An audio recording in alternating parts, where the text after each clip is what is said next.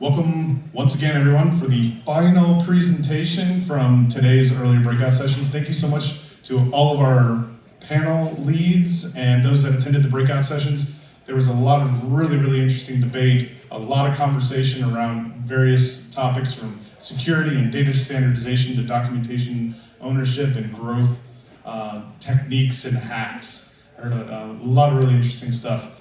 Today, we are going to be wrapping up our session with the Cliff Notes version from those. Our 5 panel leads will be presenting on their discoveries, their action items. There were several groups that walked away with even takeaways and goals that they want to apply to the future.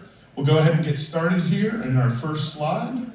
There we go. We got Bryn Heinbeck, CEO of TradeTech. He led the data standardization session. I will let him present on this topic. Thanks, Chris. So, first thing we talked about was build on what we've got.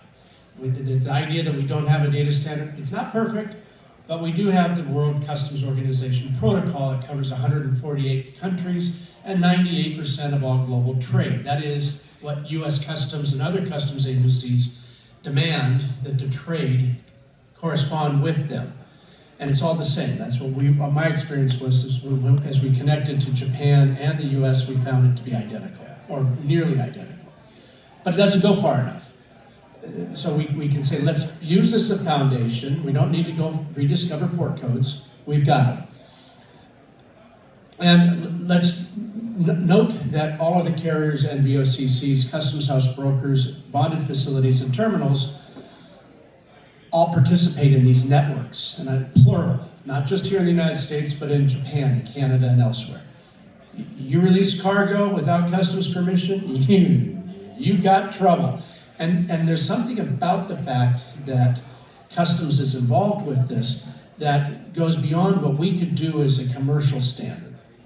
If we said commercially, I want you to put that data into the system before the vessel sails so that I can see the shipment coming, sometimes they do, sometimes they don't. But when the guy with the gun says it, you get compliance. And when they tell the carrier, you're not letting your whole ship in here if you've got something in here, it's a security process. We have compliance. That gives us a foundation upon which we can go. Next slide. So, in order to standardize, we need to talk about 2 things. One is the data itself, what we're doing, and the maps to do that. And so I think DCSA's already started that process, and we want to build on that. So there's people we can start collaborating with. It shouldn't just be one group or another. We need to be working together. We need to also start looking at a central repository that's publicly available for next to free or close to free. In particular, known entities, shippers, consignees. There needs to be one way that we all agree Walmart's name is spelled. Is it Wallstar Mart or is it Walmart?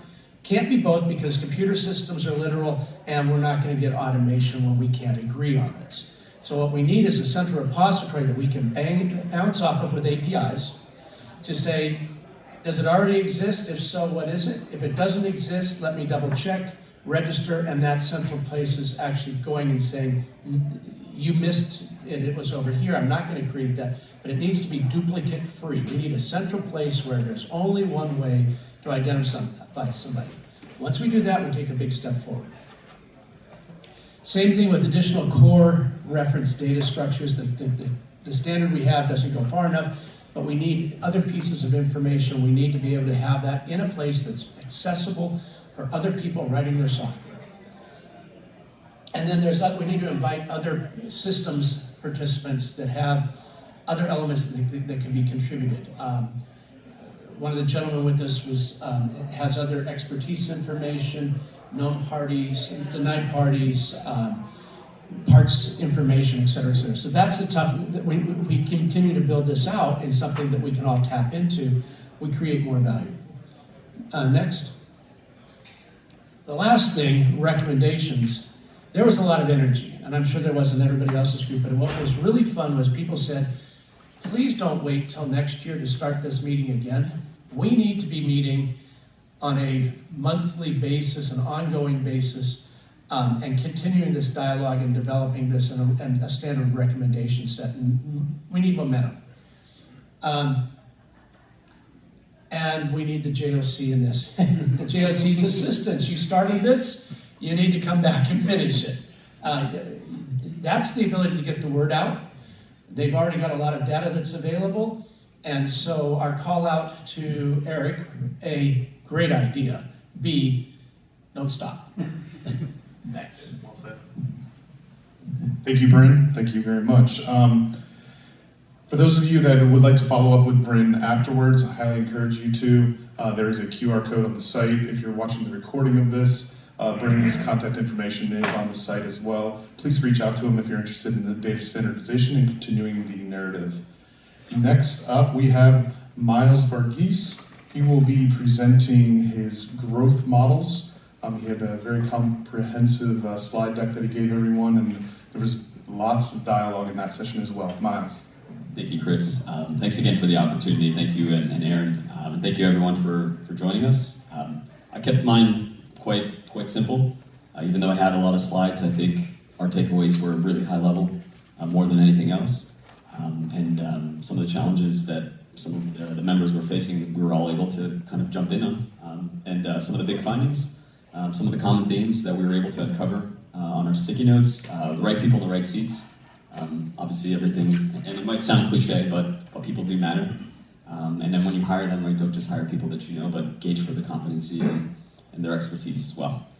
Customer centricity is no longer an option, right? I think we all kind of speak in terms of the customer and the customer's language, but it's just like customer service, everyone says that. So how do you go above and beyond that? It's really taking tactical ways to really understand and empathize, sympathize with them, whatever you want to call it, but understanding, again, with that expertise, and also sometimes you have to prove that. It's going to take some time in many cases where you can't just expect to be a startup and just jump into something and everyone say, okay, sounds like a good plan. This is not that type of industry at all. Be the pilot, control, especially at the earlier stages of your organization. You want to stay and remain in the driver's seat, which is easier said than done, especially with the bigger clients, your anchor customers that are going to be helping you and kind of helping you grow and scale.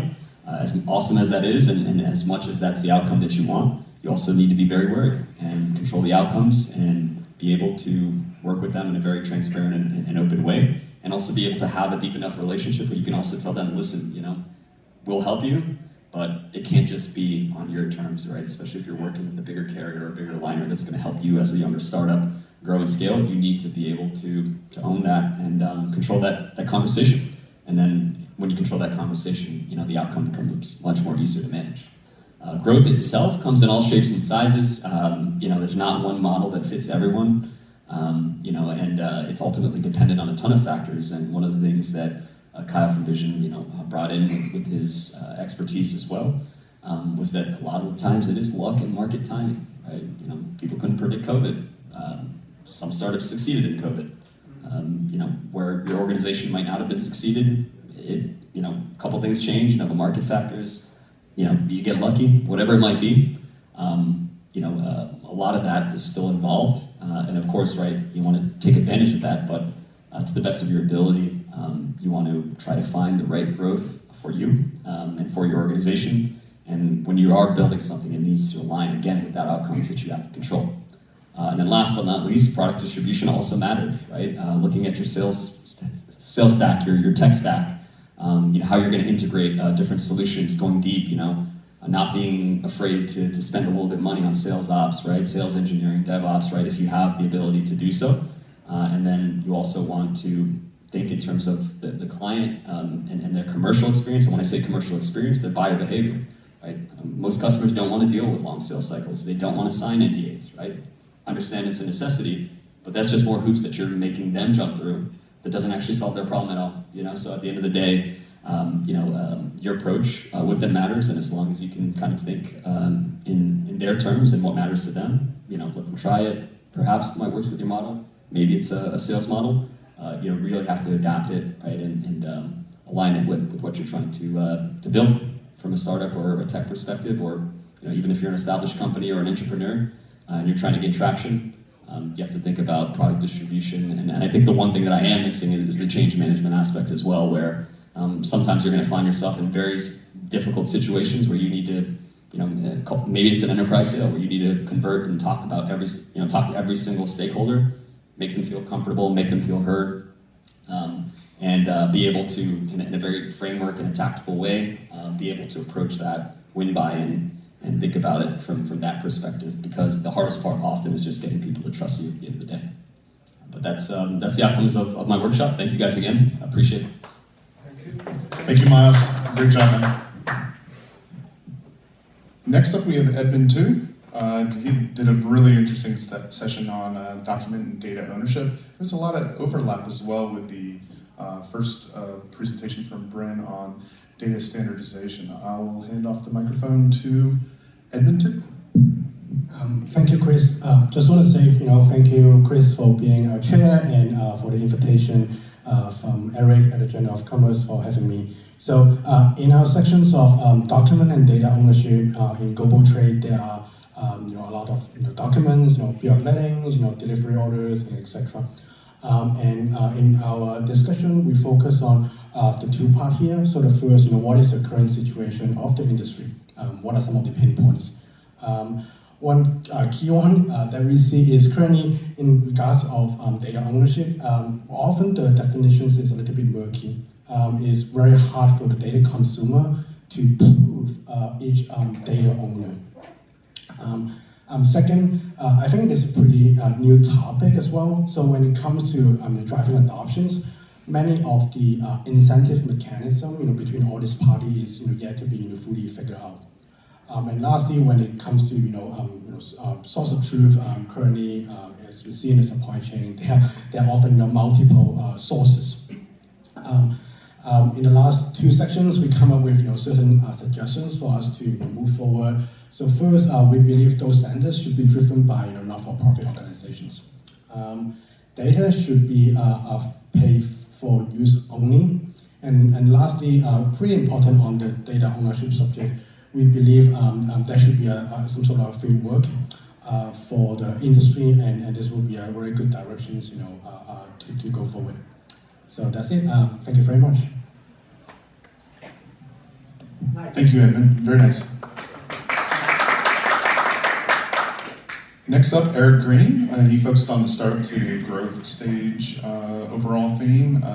I actually love your slides, Eric, to the point. Please, I look forward to your summary. Thank you, Chris, and thank you, Aaron, and thank you for attending. It's been great conversations.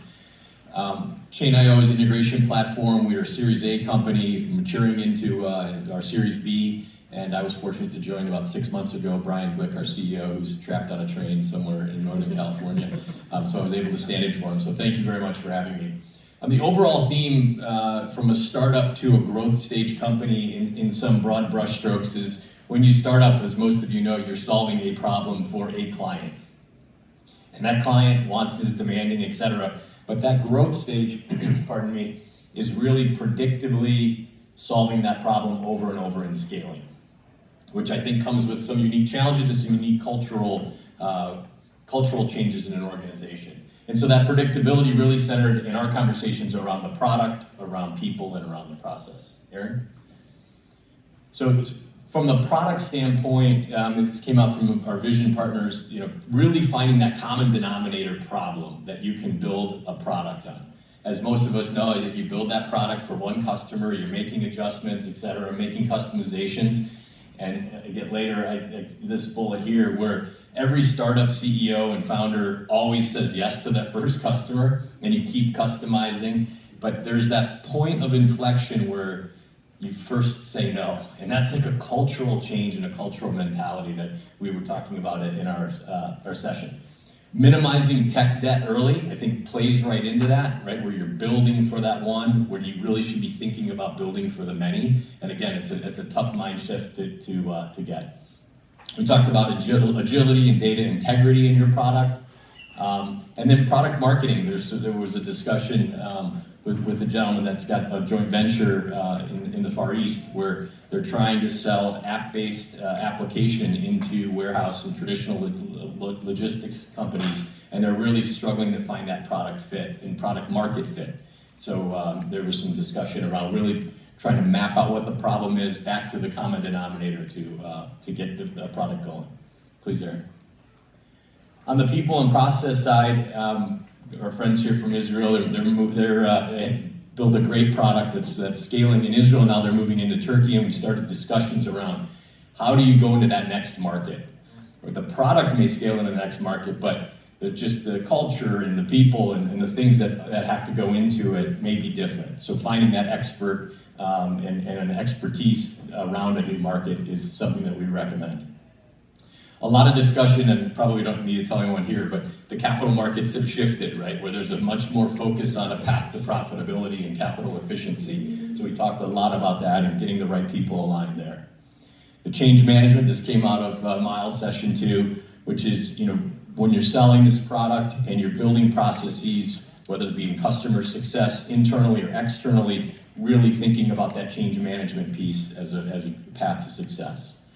And then building internal processes and incentives to motivate internal teams. The group that's from Wayfair, they've incented their customer service people in a previous venture by data integrity and data cleanliness, which I thought was a really unique way to incent people, which is exactly what you want, but a structure that was interesting.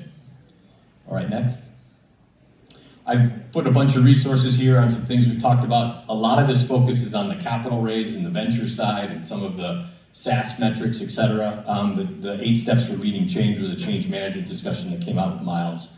And then I have some slides in the back about kind of the day in the life of a VC and raising money based on your stages, just for some information's sake. So, appreciate the opportunity, Chris. Thank you. Thank you.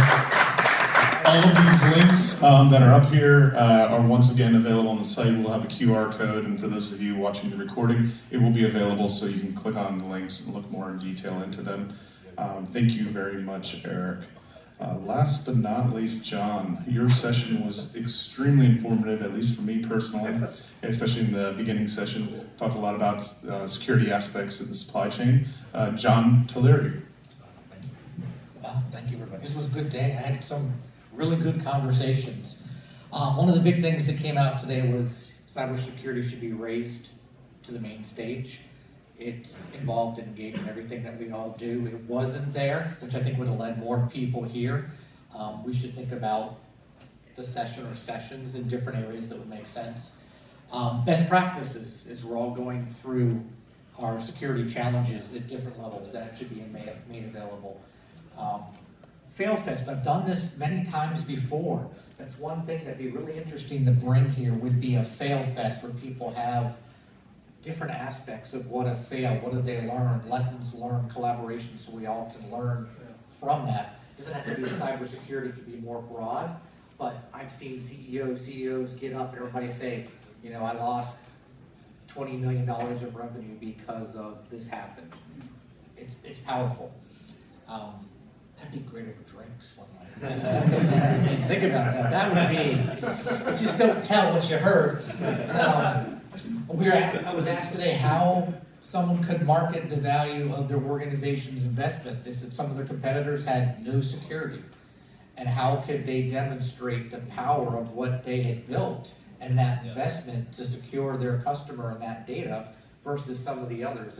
And that's a tough one that requires more conversation. But that was pretty interesting. How does security APIs, everybody's going API, but what are we doing in and around API security? I think that's also a powerful session that we should do in the future. Next slide, please. I provided some informational links. There's more. If somebody has a particular interest, just send me a note and I may have a link that may be helpful. We actually focus on cybersecurity for the trucking industry, and we have our own conference as well, so there's some things that may be of interest. Next slide, please. Some quick product links on the enterprise side. There's competitors. This may be a good thing if you said, if I go look at Okta and who competes against Okta, multi-factor, single sign-on. So if you were looking at just some of those areas, I put some basic ones here. Next slide, please. And some of the best practices. I'm in the process of building a couple new products. And so we're trying to do security up front, security by design, security with partners. Don't do this alone. You know, bring the whole village in and think about how you're going to build out and tie it all down. And we've been focused on API security, how we're gonna share data with our members, the segregation of duties. Patches, we see what some of the vendors giving bad patches or they were hacked and they didn't know it, right? So how you manage all that so you don't end up on the front page of the news. And that's my goal in the next couple of months when we do our releases. Penetration testing, even if you think you're not ready, you go do it, you find out those holes, and you always switch vendors. Don't stick with friends and family, don't stick with the same one. You always mix it up because they get too comfortable and you want somebody to find a thing that somebody else hasn't found before. It's worked for me very well. And then always continue to refine your security architecture, learn from the others the best practices, and ask everybody, not the same vendor, the same partner every time. You know, try to go out and someone's gonna help you elsewhere that you wouldn't have thought, but even here, it's been rewarding. That's it, thank you. One closing minute here for everyone. Thank you everyone that participated, especially our 5 panelists, Aaron Tarnowski for supporting us here today. We started off this session about 4 hours ago in the true spirit of what DevCons are. Started with just a topic, 5 topics. I don't know if you guys recognize here what has actually transpired, but there's amazing action items in a period of just 4 hours. We went from idea to reality to a concept. This presentation was put together in an hour, and it is really an amazing accomplishment. I've attended many different kinds of developer conferences. This has been by far one of the more rewarding ones for me, because they tend to be more programmatically done, or more typing and programming and developing. There were so many amazing ideas here that have been formed today. I thank each of you for attending. The session can be picked up on this website. It may redirect later, but this gives us the ability to update. You'll be able to access all those links. And thank you again for attending, and we hope to see you next year.